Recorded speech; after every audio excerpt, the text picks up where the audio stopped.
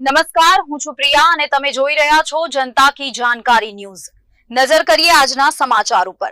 આકેસણ ખાતે ધારાસભ્યોની ઉપસ્થિતિમાં વૃક્ષારોપણનો કાર્યક્રમ યોજાયો। પાલનપુર તાલુકાના આકેસણ ખાતે ચામુંડા માતાજીના મંદિરે વૃક્ષારોપણના કાર્યક્રમનું આયોજન કરવામાં આવ્યું હતું, જેમાં પાલનપુરના ધારાસભ્ય અનિકેત ઠાકર ઉપસ્થિત રહ્યા હતા અને વૃક્ષારોપણ કાર્યક્રમ યોજાયો હતો।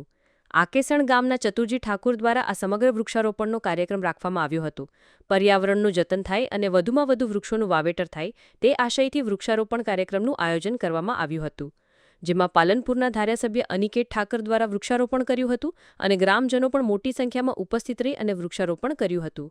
બનાસકાંઠા જિલ્લો હરિયાળો બને તે આશયથી થયેલ ઠેર વૃક્ષારોપણના કાર્યક્રમમાં યોજાઈ છે, જેના ભાગરૂપે આકેસણ ખાતે પણ આ વૃક્ષારોપણનો કાર્યક્રમ રાખવામાં આવ્યો હતો અને સામાજિક આગેવાનો સહિત ગ્રામજનો દ્વારા મોટી સંખ્યામાં વૃક્ષોનું વાવેતર કરવામાં આવ્યું હતું અને આ વૃક્ષોનું જતન કરવા માટેની ખાતરી પણ તેમણે આપી હતી, જેને લઈ અને પર્યાવરણનું જતન થશે અને બનાસકાંઠા જિલ્લો હરિયાળો બનશે।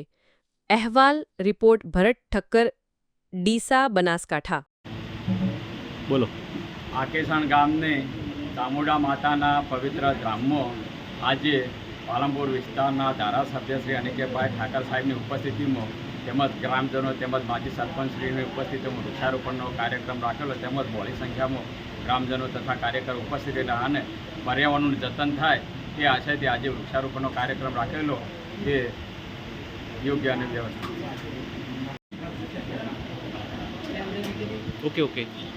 વૃક્ષારોપણ અને જળ સંચયની દિશાની અંદર એક જનજાગૃતિ રૂપે અને વધુમાં વધુ વૃક્ષારોપણ થાય એના માટે આજે આકેસણ ગામમાં અમારા ચતુરભાઈ દ્વારા આજે વૃક્ષારોપણનો કાર્યક્રમ રાખવામાં આવ્યો હતો અને કાર્યક્રમની અંદર ઉપસ્થિત રહી અને વૃક્ષારોપણ પ્રત્યેની ભાવના વધુ પ્રબળ બનવા માટેનો પ્રયત્ન